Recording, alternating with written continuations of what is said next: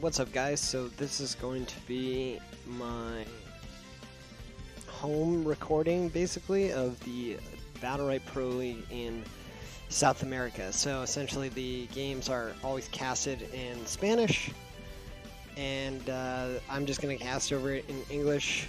I don't normally do this. This is kind of an experiment, so just kind of bear with me. But I've been told by some people maybe I should try to cast some stuff, and I really like BO3. And the South American games, at least on day one, were really good. These are all going to be the day 2 games, so it's going to be like an upper bracket game that sends a team to the lower bracket. Then those teams are going to play out, and then whoever wins that goes back into the upper bracket, which is like the grand final. The team that starts in the finals is going to have 1 game up, but yeah, so they'll have an advantage, and that's essentially the new format. I had to mute the video because I don't think I'll be able to cast over. I want to have game sound, but at the same time, the guys are going to be casting, and I don't think I'm going to be able to talk over them. So I've just got some random 8-bit music streaming in the back.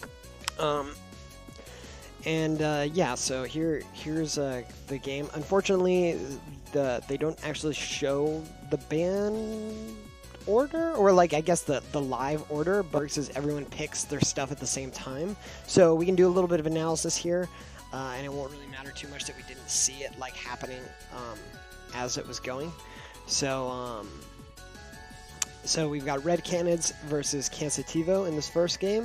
So Red Canids bans Blossom, Cansativo bans Older. The first round of picks goes Jumong Freya.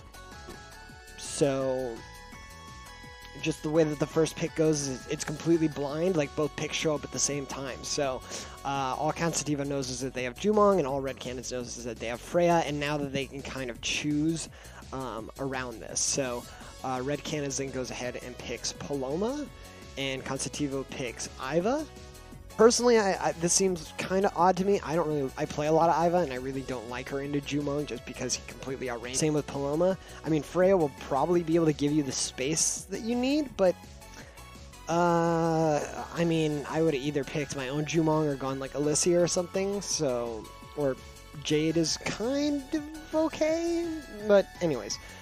So then Canids is going to ban another support because the last thing that they pick is probably going to be support, and Cansativo bans Rukon, which I don't know if Rukon's just a power pick in the meta right now. I saw a lot of bans in the North American scene and stuff with him, but I have no idea. But they're going to ban melee because they're most likely going to finish out their comp with melee, which of course they do with Thorn, and then they're going to get Lucy. Personally, I think Red Canids is just the best team in South America, so my money's always going to be on them. But also just composition-wise, I don't know. I'd say it's pretty even. I wouldn't give an incredible advantage over anybody. I like Iva into Thorn if Thorn's going to be trying to dive Lucy.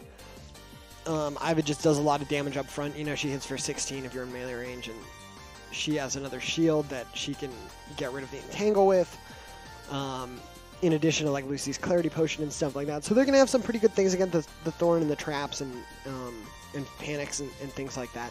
And Cansativo, or I'm sorry, and then Red Canids is probably just going to be trying to control Freya as best as possible, which should be pretty easy with Paloma's panics and the Thorn if he's peeling, and then with the trap. I don't know. We'll see. I just think that these guys are better, so that it'll probably come out if any crazy stuff starts happening in the actual game that I feel is worth talking about who's winning or losing. I'll be sure to say it. So let's go to here.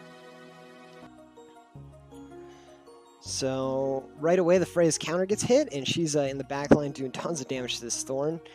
The Iva is trying to pull the Jumong in, which is really smart. Good use of her first bar of energy. And so now Red Canids is kind of pushing into this choke, and they have to fight for mid. Thorn gives them the orb with the pull, which is really good.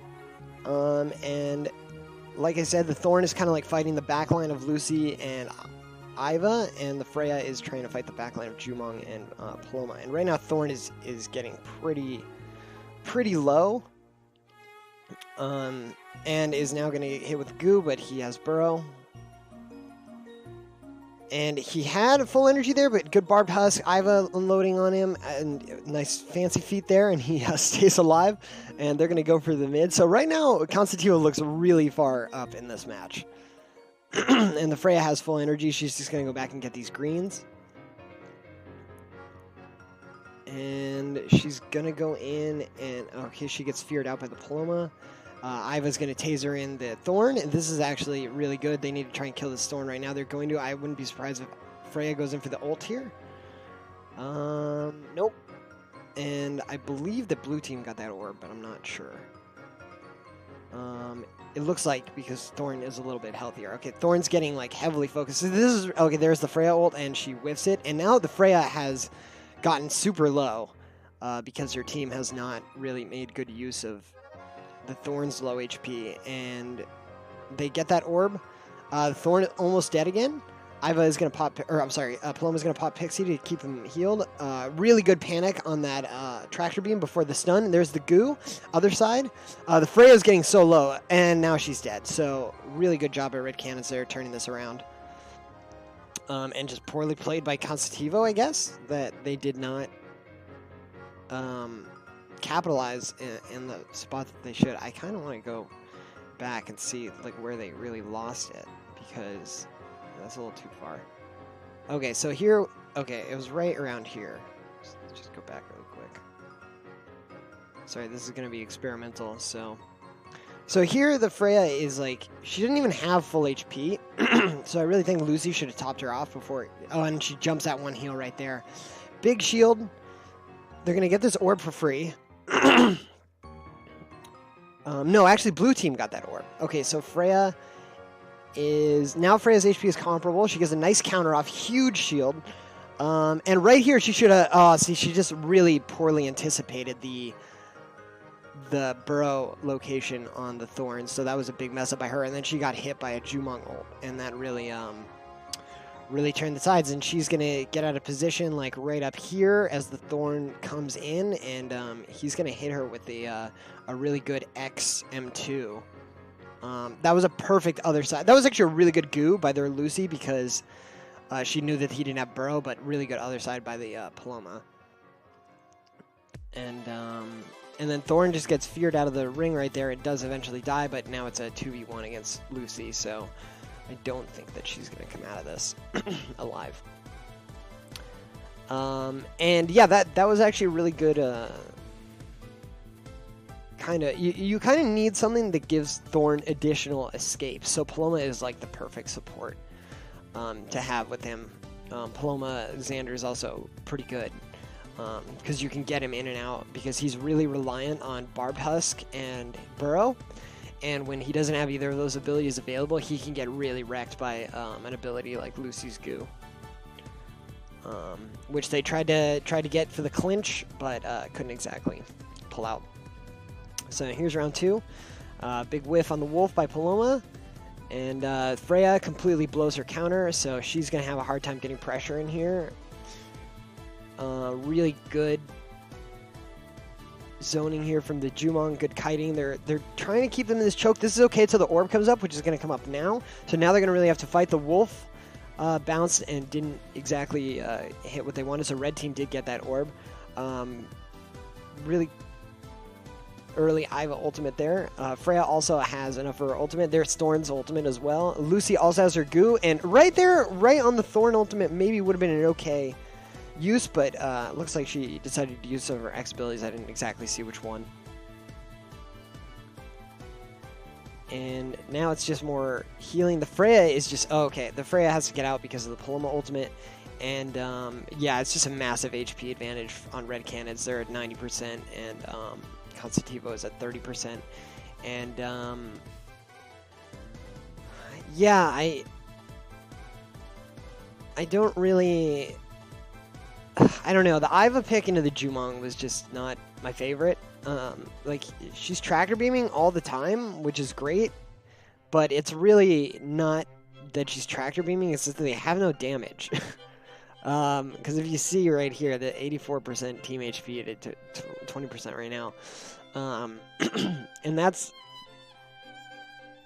I don't know. I don't know what I didn't watch any of these games, so I don't know what the final score is. I think I know who wins, but I don't know like how far all the rounds get. But at this rate, I wouldn't be surprised if it's a 5-0. So let's just oh crap. You can't really pause with this stupid Twitch layout, which is stupid. I wanted to kind of go over everyone's battle rights. So Thorn seems to be using like a pretty cookie cutter battle right build. This is what I see most people getting. At least I always see them get the red and the green M1, the barbed husk, and then they usually get something with like entangle or burrow, and that looks like what he's got. Paloma, pretty standard. I usually see these 3 battle rights all gotten. The other side, invisibility, the space increases the healing done on your ally, or increases the damage on your opponent if you happen to use it on them. This just increases her spirit link from 50% to 80%, which is really, really good. Like, for example, when you use the spirit on somebody that's spirit linked, Paloma also heals for like 12 health or something, so really good at helping keep her alive. And then the additional pixie bolts is always really good, especially when you're running like a tank like Thorn that doesn't have a lot of defensive abilities and kind of relies a lot on like sustain healing. So this is really good to like top them off really quick, because you're not running someone like Pestilus that can just burst heal for 30. And then the range on the Wolf is actually like pretty good against Jumong. I'm pretty sure that, or I'm sorry, they're not against Jumong. So this is just like range on the Wolf, and it adds a little bit more damage. So this is probably more of like the flex battle, right? And Tex is just he doesn't ever strike me as like a pure supportive player. He's very aggressive, so I'm actually not surprised to see this at all. Interesting that he took it over the root. I really like the root on Paloma, but just the extra damage, I guess, is just strong. And then Jumong, pretty much cookie cutter build. I almost always see this double trap, double rain of arrows, and then the Seeker is mark damage. And then over here, pretty standard on the Iva as well. Double taser rights, tractor beam, shield knockback, jump speed. The Freya, these are pretty common, I would say. Sometimes you see different hammer battle rights. It looks like she got the double charge, I believe. And then she got the shield, the thing that gives the shield to all her allies, the shield on the jump, the move forward on the thunderclap, and the shield on the thunderclap. So Freya is really, really trying to tank. And then Lucy's are pretty standard from what I can tell. I believe that this is probably the AoE on the panic, and that she got some MS. But I guess my point is that the Iva is not building damage. She's building on support. The Lucy's super support, and the Freya is going really tank. So they don't really have a lot of damage. Like, they don't have a carry like Jumong, so I don't think that this is going to go very far. I don't know. I'll try and be more exciting, I guess, but so far nothing super, super exciting has happened. So here we go, 3, 2, 1, go. Let's watch this Freya. So the Freya is just blows her thunderclap completely. She hops in. She's got some good space here right now with the barrier. She's going to try and get in here. Nice counter, completely whiffed though, and then panicked out of it. But they're doing a good job holding mid, but this is where the blue team is going to want to try and push in, and they did manage to snag that orb. And now all of them have their ults, so there we have a Thorn and a Paloma ult, and the Thorn did manage to pull the Iva, I think, back into the last tick of that Paloma, although I'm not sure. And then Freya was just getting completely destroyed there because the Thorn ultimate actually creates line of sight, and Lucy could not get any heals on her. And so yeah, this is just kind of like what we can expect. You know, the Jumong is just basically free firing, just rain of arrows all over the place, just making it really hard for the Freya to engage and for the Iva to stand in one spot. You know, Iva is not like a fast champion, so anytime you put rain of arrows down on her, she pretty much has to move.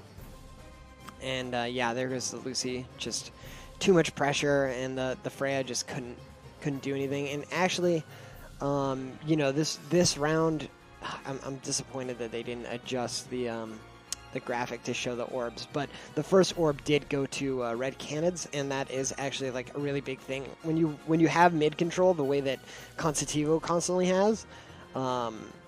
you really have to capitalize on those orbs, and you have to be able to anticipate things like the Thorn using his grasp to pull it towards their side. They don't really have a great orb taking team. Freya doesn't really have good bursts, and Iva didn't get the rocket battle right, so she can't do 30 damage to it. So it's going to be pretty tricky.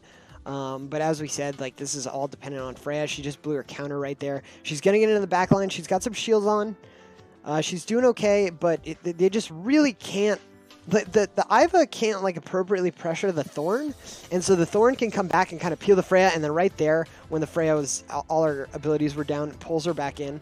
They are going to get that orb, though, which is really key. As we can see, Lucy has full energy right now, and Iva's getting pretty close, but Iva just got really dumped. And actually now blue team, there's a good goo by Lucy, but blue team had much better positioning. They had a nice little split there where Iva was kind of cut off from her two teammates, and we just have a massive HP advantage again for Canids.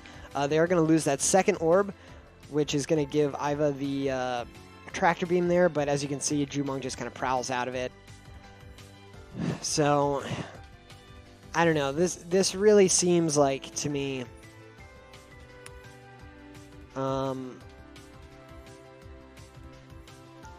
just the Jumong is just going to be doing too much every single round, and as we can see, Cansativo is not even on the board.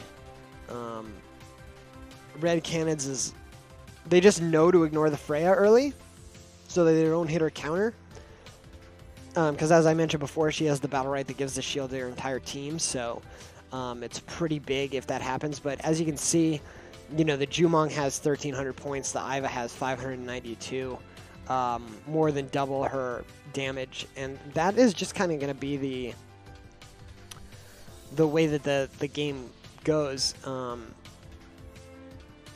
You know, the Thorn is not doing as much damage as the Freya is doing, but that's not really the point. It's really the point that the Freya is just not doing enough damage in general. She really needs to super carry. Oh, here's like a visual bug where we can't see the red team. Okay, so I don't know what cooldowns are up now, but Freya's in the back line. She's actually pretty healthy, getting a good amount of damage on the Thorn there, but as you can see, he just barbed Husk. Now the orb is going to come up, so watch for the Thorn. He's going to do a grasp here probably.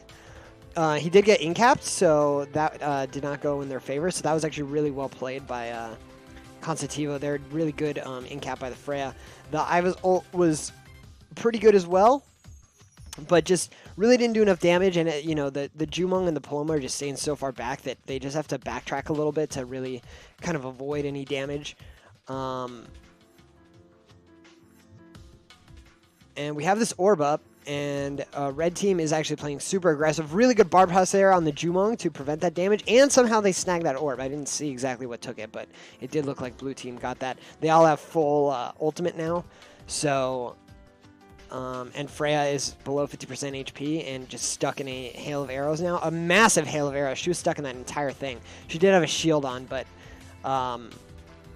still really good damage value. And then the Thorn is going to ult onto the orb there and get that one for his team. Paloma does still have her ultimate. There it is on the Freya. And yeah, they just really can't do anything to the Thorn, and the Thorn doesn't really have to do anything to the Iva and the Lucy, and so he could just turn around, and when he's retreating to his team and the Freya's retreating to her team, can just kind of do additional damage while her counters and stuff are down. And like I said, here Freya's dead, and the Iva she just can't she just can't ever get close enough really to do meaningful damage. You know, once Jumong gets 3 stacks, he can just hail of arrows at, okay, well, this is a good goo, but good swap by Tex. Okay, good tractor by the Iva. Okay, we might have something here. There is an orb up, and the Jumong is still alive, and the Jumong's going to get the orb, and there's the Thorn ult, which is going to completely obfuscate the line of sight of the Iva ultimate, and Iva's just taking too much damage here and just can't keep up. And it's really this Jumong, you guys. I mean, if anyone plays solo queue and you play Iva into Jumong, you'll know it's pretty miserable. Like I said, Iva has to get really, really close, and Jumong doesn't even have to, like, if Jumong isn't zoning you with his auto attack, he's zoning you with the traps or with the rain of arrows. So this is just a really difficult match for Iva. She has to use a lot of cooldowns to kind of just get in position compared to the other team. So as we can actually see, I'm going to just pause it really quick. Iva actually did more damage on average than Freya, which is good. But as you can see, like, Jumong is just doing a lot more, and the Thorn is doing comparable damage as well to the Freya. So, you know, it really comes down to this. Jumong is doing like 200 points more of damage per round. At the same time, his disables, or no, his protection is higher. Probably he's just getting healing out the wazoo from his Seeker's Mark, and his disables are less than Iva's, but at the end of the day, it didn't really seem to be a big difference whether she's getting those tasers in or the stuns on the tractor beam. Okay, so here's the second game. Again, you have an Iva first pick into a Jumong first pick. Now, there's no way that you can pick around this, but Jumong is kind of like the meta range carry right now. Or at least he's kind of like the safest. So I don't really like blindly picking Iva into it, because like I'm gonna just say right now, you know, this is just a complete mismatch again, and I would not be surprised if this ends up being like the complete Achilles heel. But then you got Tex on Ulrich, and I don't know, the last time I saw this guy play Ulrich, I felt like if you don't ban it, you just instantly lose. This guy's Ulrich is absolutely nuts. It's not common for him to be like in 3 parts of the map at once, just like constantly stunning people. Cansativo picks Thorn. So I'm going to say that they're picking Thorn into the Jumong. They're deciding to go with Thorn instead of Freya this time. So they're going to try and adapt. I don't really think it's going to be that much better.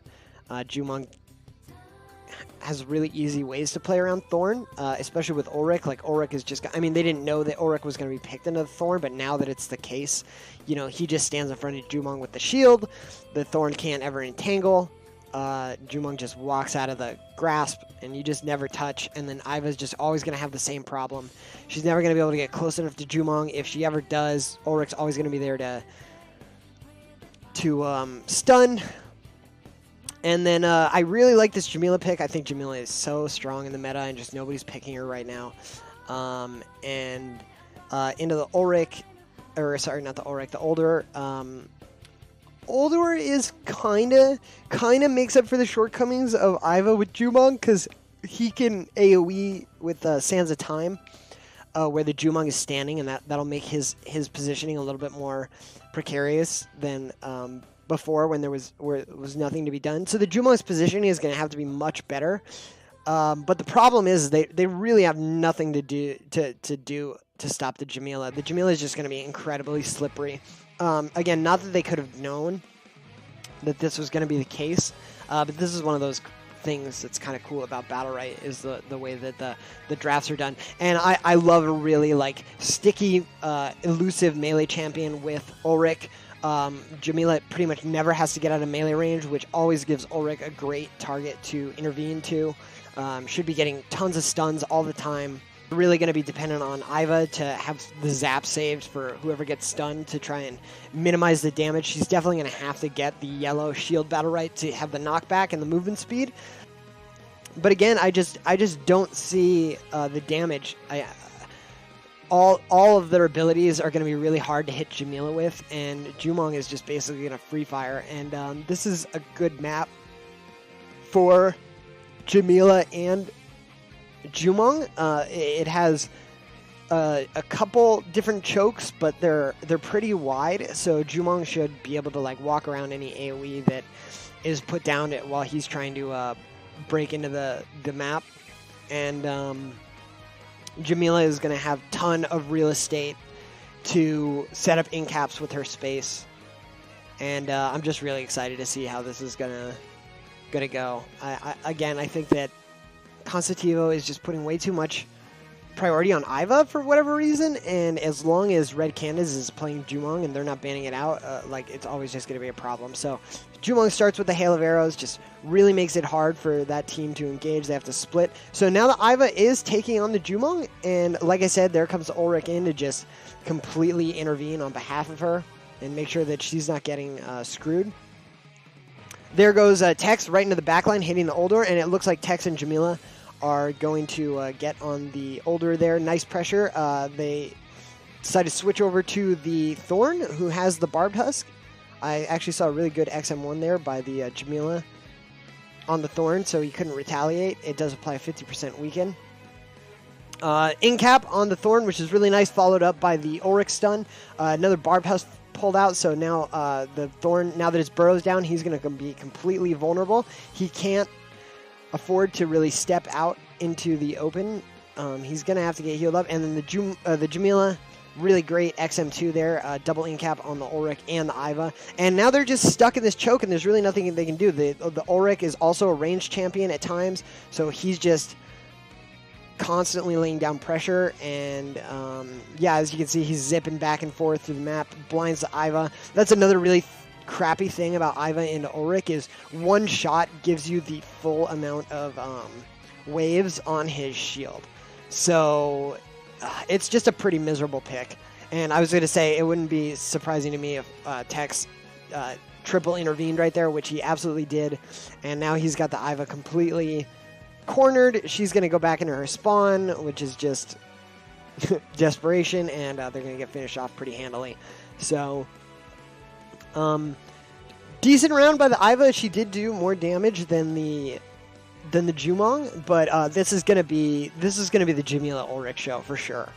And not to say that the Jumong is unimportant, but their team is just never going to be able to put meaningful pressure on either of the carries on Canids to prevent them from doing what they want to do. So Jamila is just going to completely head off the Thorn here, just prevent him from getting to the back line, which means that the Jumong is completely untouched, and Jumong is now into the fray and getting hit by the Thorn, but really, you know, he's lost a little HP, but it's not a big deal as long as you're not dead. Is kind of the way that you want to play. I believe Red Team did just get that orb, but good Barbed Husk from the Thorn. Thorn now has his ultimate, and so does Uldor, so watch for that. There's the Uldor ult, and it is going to stun the Jamila. They're going hard on this Jamila. Actually, on the Ulrich, I'm sorry. And looks like they did manage to pick off the Ulrich there. That was actually a really good combo. And that is one of the things that has always made Uldor really strong, is if you can come out to a nice lead and you get that ultimate and they don't have the necessary cooldowns to avoid it, it is a 2-second stun, and it's very easy to auto attack them, throw the Sands of Time down, proc the time bomb, hit the other auto attack, hit the second Sands of Time if you happen to have that battle right. You can do a ton of things into it. As you can see, Iva also hit with a rocket, Thorn hit with an entangle, so there was just a lot of things going on, and Canids just really couldn't get their footing in that round. So I'll try and pay attention a little bit more to see exactly how that happened. I think it might have been because the Jamila put too much emphasis on the Thorn. So now the Jamila is going towards the Iva, and she is going to in-cap her, and they're going to go in on this Iva with the Ulrich coming in for the stun. She's going to use her Tractor Beam, but really not going to get anything meaningful done with it. She stunned the Ulrich, but not really great. And as I've mentioned this entire time, the Jumong has kind of been doing exactly what he wants to do. This orb is going to be huge, and the blue team does manage to get it. I was going to say the Jumong looked in position to get it. Good Tractor Beam into the grass right there from the Thorn and the Iva. And now Thorn does have his ultimate. This is going to be tricky. The Jumong is very, very low.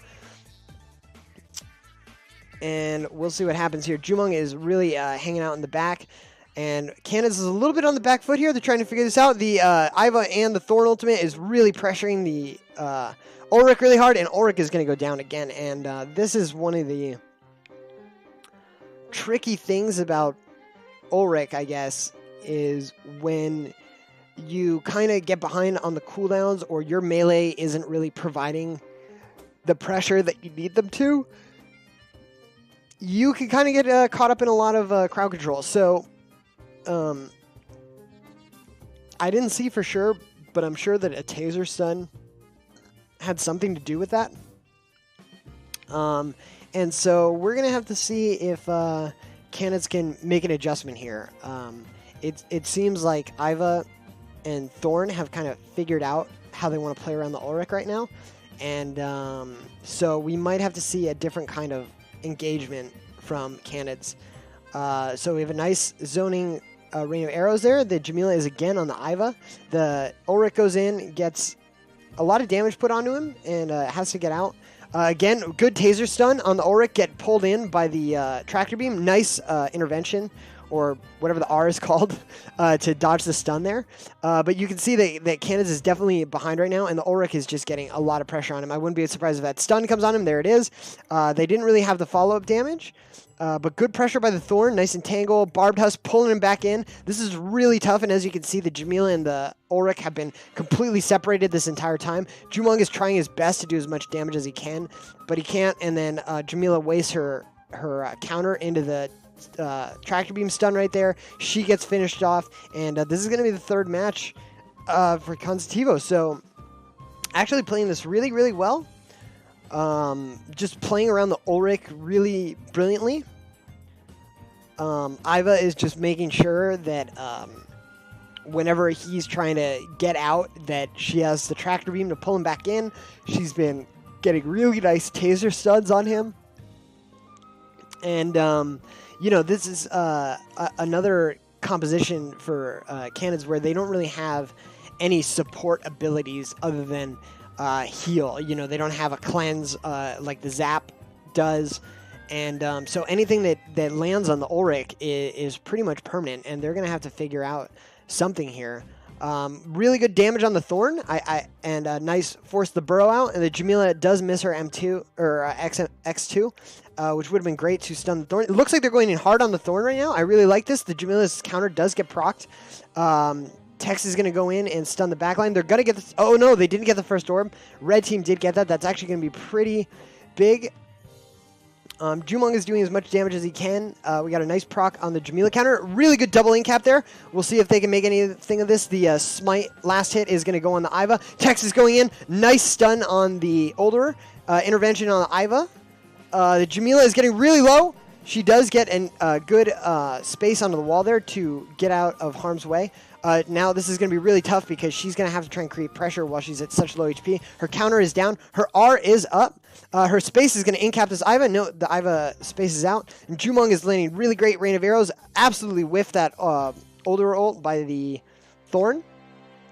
And this is not looking bad. If Jamila can get a good... Okay, nice stun in the rain of arrows there on the Thorn. And now that both the melee champions are... so low, this is going to be very tricky for both teams. We had a good XM2 there by the Jamila, and now she's just going to... Okay, wow, that was a really good flamethrower onto the Ulrich. Got him really weak. The Jamila is in the back line. She just used her counter. She has nothing right now. Well, they did kill the Thorn. If they can't kill the Jamila right here, okay, we have an equalization, so 2v2, and the Ulrich is very low. They need to get this orb. Nice, they get it. Good use of the weapon charge there by the Ulrich. Does 20 damage, snags that orb. And this is just going to be a 2v2 with Ulrich and Jumong versus Iva and Older. And honestly, I like the Jumong comp better here. Jumong just can't be touched right now. Ulrich has enough self-peel and kind of damage prevention that he really doesn't have to be worried. He's so much mobility. Nice double intervene there. Into the backline, gets the stun, and then the massive shield explosion. And this is going to be Cansativo, or I'm sorry, Red Canids' second round. So good adaptation there from them that round. I saw a lot of focus go onto the Thorn, which really made it hard for the Iva and the Oldur to put as much pressure as they had been doing in the previous rounds. Anyways, here we go. This is going to be round 5. Let's see if... Canids can ride the momentum of the last round and keep their adaptations up. And as you can see, this is not going to be, I'm not a pro battle royale analyst or anything like that, so I may have misspoken when I was trying to do the analysis in the beginning. But this looks like it is comp advantage for Cansativo, and that Red Canids is really going to figure out, is going to have to fight tooth and nail and really play well in order to get their wins. We just did see Jamila's counter get burned, and she did not apply the Phantom Cut. The orb did go over to the red team, and Jamila is just having a really difficult time right now finding purchase on any of these champions. She did just get her counter proc while the Thorn ultimated, so the Immaterial did block all that damage. She did just get a nice R stun on the Iva. Double incap on the Older and the Thorn, and I actually like the switch over onto the Older here if possible. It looks like Jumong has the same idea, and we'll see what happens. The Iva is also pretty low. There goes Ulrich into the back.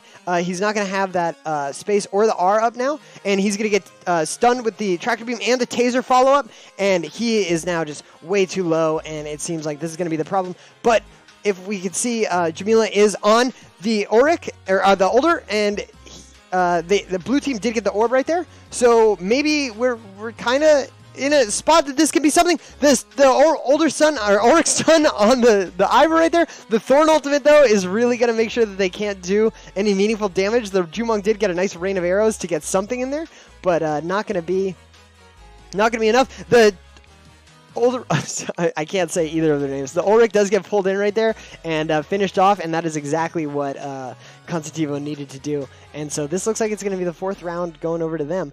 And yeah, like I said, this is going to be really dependent on Canids playing this much better than their counterparts. There's just a lot of shields and you know, between the Barbed Husk and the Zap, as well as the Dispel.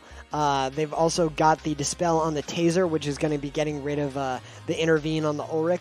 So maybe the Ulrich was not a good pick here, especially because they knew that they were picking into Iva. And, you know, Ulrich is very dependent on keeping Intervene up on his allies to increase the healing that they receive. But we'll see. Ulrich is a nice Barbed House by the Thorn, prevents the Ulrich stun there. As you can see, Ulrich is just taking a ton of damage. Iva is just constantly slowing him and putting oil, or stunning him and putting oil on him to keep him slow. So first orb is going to go over to the blue side, which is really important. They really need to be getting almost all these orbs. The Jumong did just get pulled in by the Thorn, and then he's going to get pulled in by the Tractor Beam. And just tons of pressure on him. So this looks like it definitely is going to go to Cansativo's right now. It looks like they are going to be picking up this round. And really what I feel like they were able to do well in this game is that they just had so much displacement between the Thorn Grasp and the Iva Tractor Beam. And relatively safe support champion this time around, with the Older being able to space away and also use his Q. And then, of course, the stun on the ultimate was... sorry, we're in a 2v2 right now, and I am just not even paying attention. Maybe we should go back a little bit. I was just rambling. Let's see where that turned around. I'm sorry, guys. Okay, so we're back here. Good Barbed Husk by the Thorn. Jamila does get her counter proc. Okay, so we're getting some good damage on the Thorn here from the Jamila's Phantom Cuts, and the Jumong is laying down good firepower. This first orb is going to go to blue, and actually Jumong is doing a lot of damage. He actually doesn't have any pressure. Right here is where he gets pressured. He gets pulled in, and then the Iva is going to Tractor Beam him, so there's that. Jamila is actually back to a healthy life total, and putting a lot of pressure on the Older, and the Jumong did just die there. So it is going to be Jamila Ulrich versus Thorn Iva Older, and somehow the Jamila is going to finish the Thorn there through his ultimate, even with the Older heals, and the Iva could not complete the kill right there onto Tex with the flamethrower, and so now they've got a game, and the counter gets procced. Okay, she gets stopped in her tracks though. Good XM2 by the Ulrich there, or actually it might have been XM1, whatever the shield AoE heal is. And here comes the Older ult, and good intervene. Or not intervene, but R by the Ulrich, and he's getting some good smite damage, and oh man, this Tractor Stun is going to be really, really key, and good Petrify there by the Older, get some nice damage. They're really going to have to get this orb, and they don't get it. So, okay, and there's the the flamethrower by the Iva, and that is gonna be that. But good attempt by Canids to get that round back into a contestable point, and it looks like sorry. What I was trying to say is you can see that this is not a. This is why this team is kind of favored right now to win South America. Is even in the rounds where they're outmatched, they still put up a really good fight. But it looks like they're going to have to adjust their draft. Because that looked like they got out-comped a little bit. Just not enough. They really could have used a Dispel in that composition. So like a Paloma for other side, or Xander like I mentioned, or Lucy.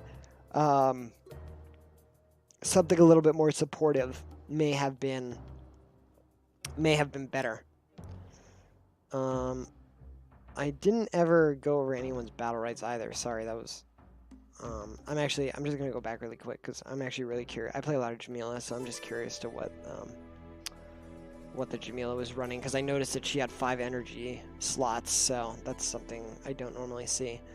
So it looks like she got damage on the Shuriken, heal on the Shuriken, recast on the space, and then the R buff, and then what I normally get is, what do I get in this?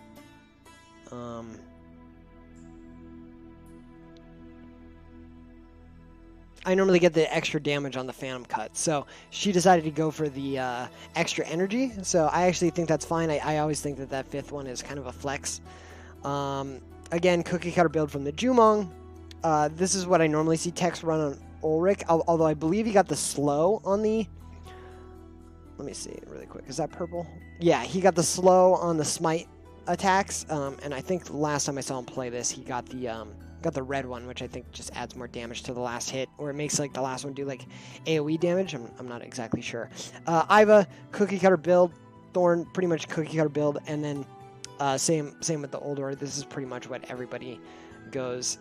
I wish there were more variety with these champions, but for the most part, they kind of have their ideal build. So, okay. So, Canids decides that they're going to ban Thorn, which is actually, I think, a good adaptation, because I think it was really the Thorn comboed with the Iva that threw them off. So, I like that. As you can see, they picked the Iva again, so Cansativo is just hard bent on just Iva every comp. And Canids is just going to pick Jumong into it again. I don't have to talk anymore about this. I really think it's a wash.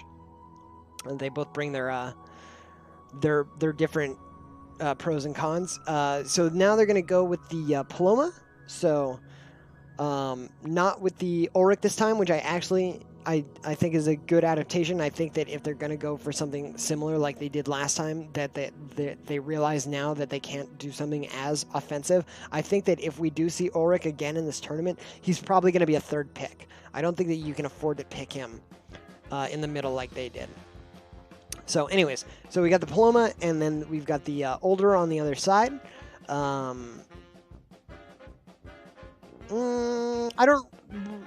guess the difference is, Paloma has the M1 heals, while Oldor has the M2 heals. So there's going to be a little bit more sticking power for the Oldor's heals, which is going to help because the Jumong is going to be doing more damage than the Iva is going to be doing. So this all looks pretty fine to me. And then as we can see, the Oldor was banned. So I don't know if they were going to pick it, but if they were, they couldn't. Obviously.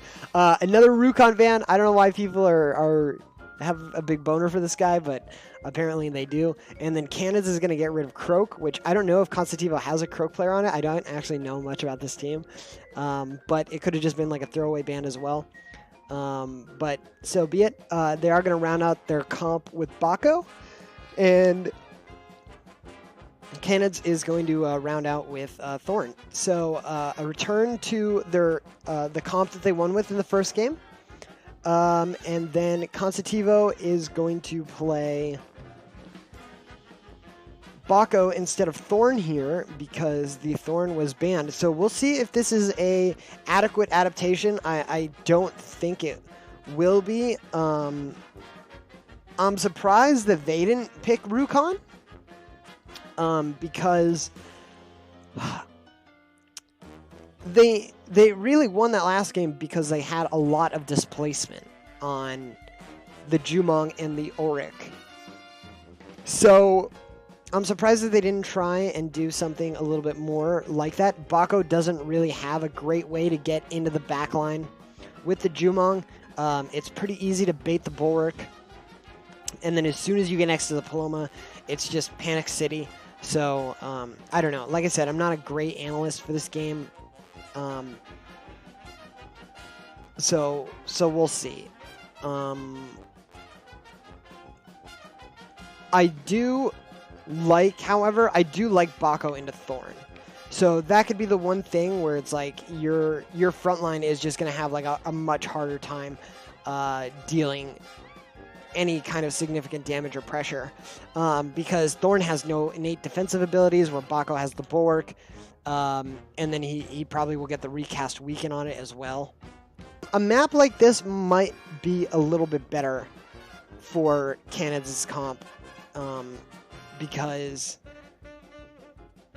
there's a lot of space to strain kind of the radius of the tractor beam for Iva, especially like she doesn't turn really, really fast when she's using it.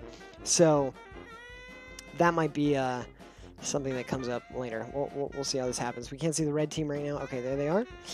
So Bako this is going to really be about Bako getting on the Jumong, which he has managed to get up into, but he did get panicked, and then he did get entangled, and Jumong now has the triple charges. I wouldn't see, yep, double rain of arrows right there, which is what I was going to say. Nice bubble from the Older there to kind of prevent him from doing any meaningful follow-up damage, but okay, Bako's stuck in the traps, does get a nice double in-cap on the enemy team. Iva is going to tractor beam, but really doesn't hit anybody meaningful, does just hit the Thorn.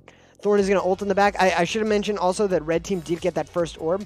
But as you can see, the HP disparity between the Bako and the Thorn here, Bako is just going to have way too hard of a time doing anything. And the Jumong is just completely untouched. He's got triple weapon charges, and he is just doing so much damage. He just doesn't have any meaningful damage done to him, and his pressure is just non-stop, and he's just constantly rooting this Bako. As soon as the Bulwark's down, he perfectly times the M2. We did have a good ult from the Iva there, where she's getting some good damage onto the backline of the Paloma and the Thorn, and I don't know who got that orb there. It looks like, let me just go back and see if I can.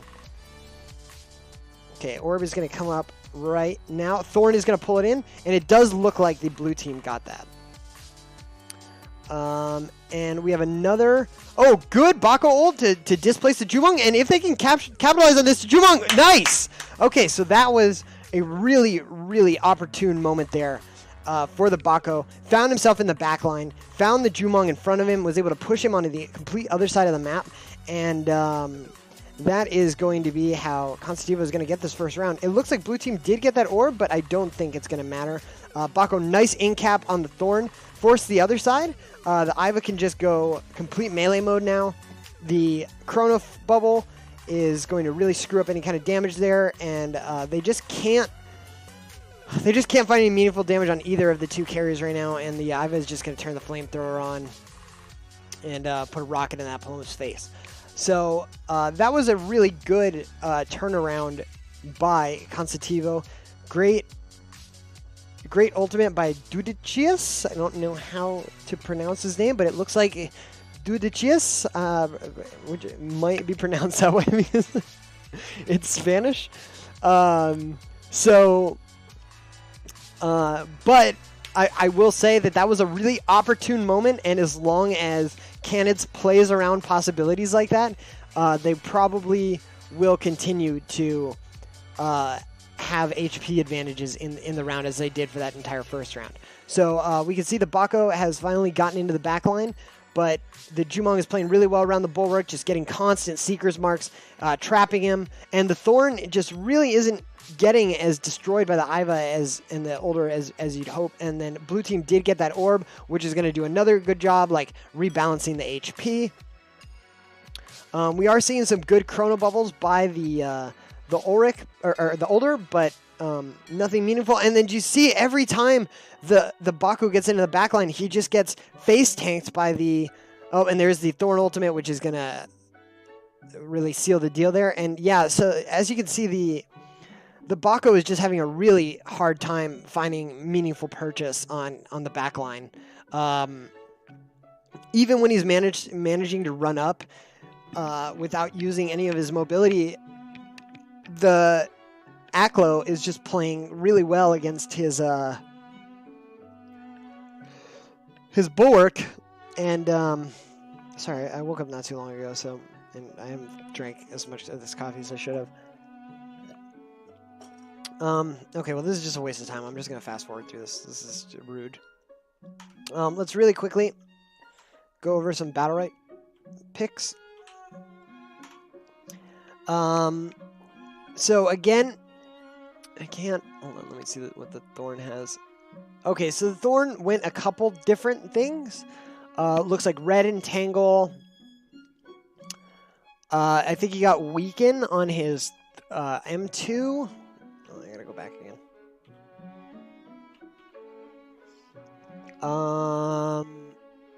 Something on Burrow. I don't know, I don't play a lot of Thorn. And then the Barbed Husk thing, and then it looks like he also got purple thing on the Entangle, which I think that's the one that makes it spread.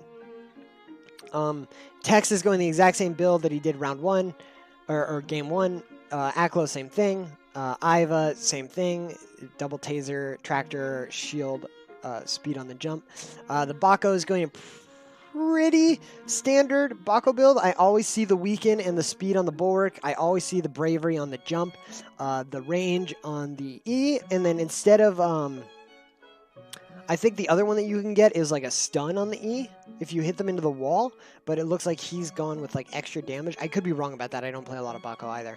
And then the older just went pretty cookie cutter. But as we can see, it is 1-to-1.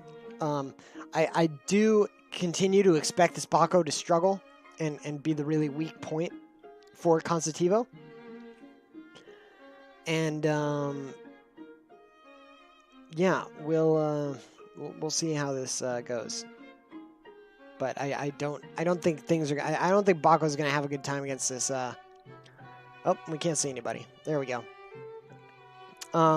Another thing to watch is the Iva. So Iva did take the traps there for the Bako, but the Paloma is just gonna other side the Jumong, and he's gonna be fine.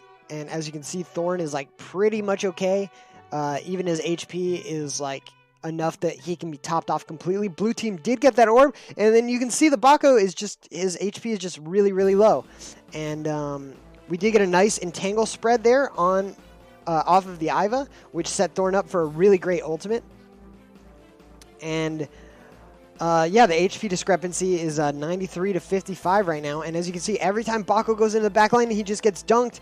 And he has to keep doing it because his team doesn't have a way to make pressure otherwise. And as you can see, he went off screen on the north side of the map there. And every time he does that, the Older and the Iva just become very vulnerable. And that was actually a really good stun into Iva ultimate there from the Older, but the Barbed Husk came out and prevented any additional meaningful damage from the Iva. And as you can see, the Bako is just at 50 HP and having a really hard time getting into the back here. And that Paloma ultimate is just going to go off and just wreck him. So, I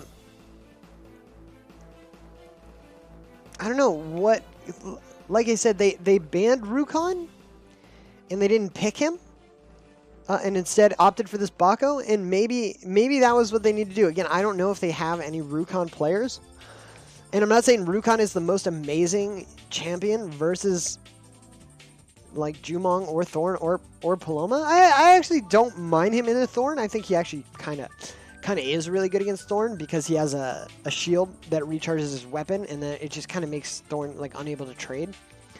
And then you always have that claw to pressure the backline, in addition to the Iva, and you could really play like a good like take out the Thorn comp where Rukon is just constantly cursing and trading with the Thorn, and then the Iva is dispelling his stuff with her taser and pulling him back in.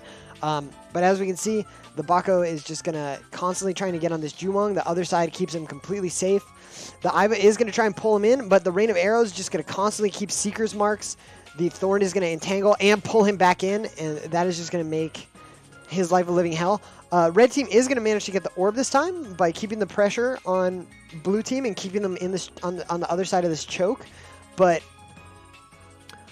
this is more advantageous to them because the Bako is fighting in this giant wide area right here, and the Iva and the Oldor are forced to fight the Thorn in this little choke, and they can't get through because Thorn is actually like that threatening to them. So it's really not working out in their favor. And as we can see, you can constantly see the discrepancy in HP between the Bako and the Thorn. And that was a really good other side by the Paloma there to block the stun. Now Thorn does have his ultimate, and he's going to block this taser stun and pull in the Oldor. And now would actually maybe not be a terrible time to ult and block the line of sight on any of the healing that wants to be done. And for the orb, but the red team did manage to get the orb, so good job on them. Bako does have his ultimate. He did just use his in-cap, though, so no energy for him. We have some machine gun fire by the Iva, and we'll see right now if Bako can get any good purchase on this ultimate. Mainly negated by the Barbed Husk. The Paloma did take a lot of meaningful damage, but it's not going to be enough for them to be able to build any mounting pressure off of it. And the Jumong is just at full HP and just can't really be touched, and the Iva is not going to be able to put out the same kind of pressure. We have another older stun that was somehow missed.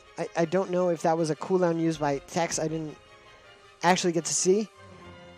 Good XM2 by the Thorn to bring his team back into the middle. Now this is actually becoming a brawl because the Vortex has come in. But as you can see, they're just, I don't know, they just have way more damage. I didn't actually see. Let's go back a little bit.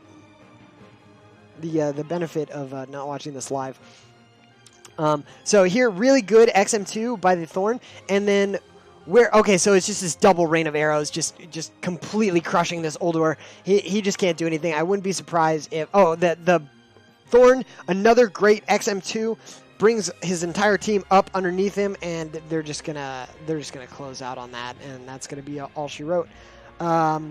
Noticing the Death Vortex, it looks like Cansativo is doing a little bit better job adapting. That round did go a lot longer, but it really, at the end of the day, didn't make a huge difference.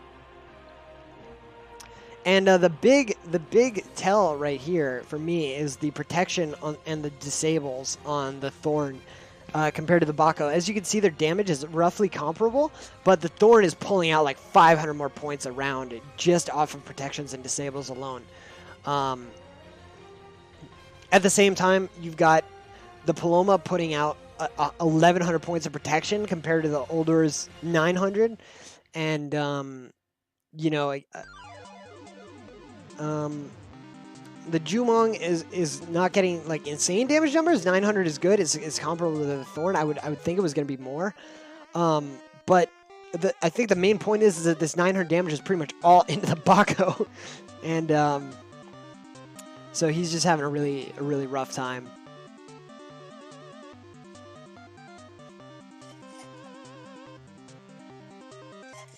So here we go, round 5. Bako, nice bulwark in the beginning, but that's going to put him completely defenseless once he does get into the backline. Prowl to dodge the Valiant Leap there by the Jumong, and Jumong is just completely untouched. And again, the Rain of Arrows is just way too strong almost for zoning and damage on the other team. They did manage, Cansativo did manage to get that first orb, but it isn't really proving to be that big of an advantage. And just the story of the game is, you know, Bako is just, again, he's at 50% HP. It's 99% team HP to 70%. Red Canids, Cansativo respectively. And Iva is trying to taser, but then there's just a burrow and other side. And good Older stun, but the Bako is just way too weak. He does get an ultimate off, and he's getting good damage on the Thorn, followed up by the machine gun. But look at Jumong in the bottom, man. He is just putting so much damage out onto this team. Just free firing onto that. Iva gets a nice ultimate onto that Bako. And that's going to be all she wrote. You know, and this is going to be Canids going up 4 rounds to 1. And look at that, just double rain of arrows on that Iva, and she just can't do anything, man. She's just having a bad time. And the Paloma is just going to solo the Older here. And, yeah, he's just going to... I wouldn't be mad if he just died here for his team. All right, good job. And, yeah, let's fast forward a little bit. Let's see if we can get to the next round. Let's see if Cansativo can get one more up on the board. We got an immediate Q and Bulwark from Older and Bako, and they just can't get close. The Iva just gets pulled in after the entangle, and she is now very low, and the Thorn is just going to harass her completely. And look at the Jumong and the Paloma just completely handle Bako with no problem at all. And now that the Bako isn't putting any meaningful pressure on the Jumong, he can just put all his attention towards Iva. Red team is going to get that first orb, but it's not a big deal. And then while they're trying to deal with the Jumong, the Paloma and the Thorn are just wrecking the Older, and now he's completely behind on healing. It's 45% tame HP to 89. And this is just, you know, the Bako just can't pressure the Jumong, and neither can the Iva. So this is kind of back to that first round that they played where the Freya just couldn't do enough to pressure the Jumong, and the Iva can't do enough to pressure the Thorn, and you're just getting this mismatched backline trades for your melee champions. And look at this, like Red Canids is not below 80% team HP right now, and Canids is below 25%, and they are going to get that orb, which is going to help them, but the HP discrepancy is just so much. The Jumong is at 50% HP right now, but that Paloma ultimate is going to make him completely safe and unable to be hit. He is really low right now, but at the same time, like, even if you manage to kill the Jumong at this point, the Thorn and the Paloma both have 100% HP. I'd like to see, okay, I was going to say, I'd like to see Canids get that orb, but they aren't going to, and the Bako is just going to die like he normally does. And, yeah, that's gonna be it, guys. I think that we're going to be seeing Cansativo in the lower bracket. All right. Well, cool. I'm going to go ahead and clip this.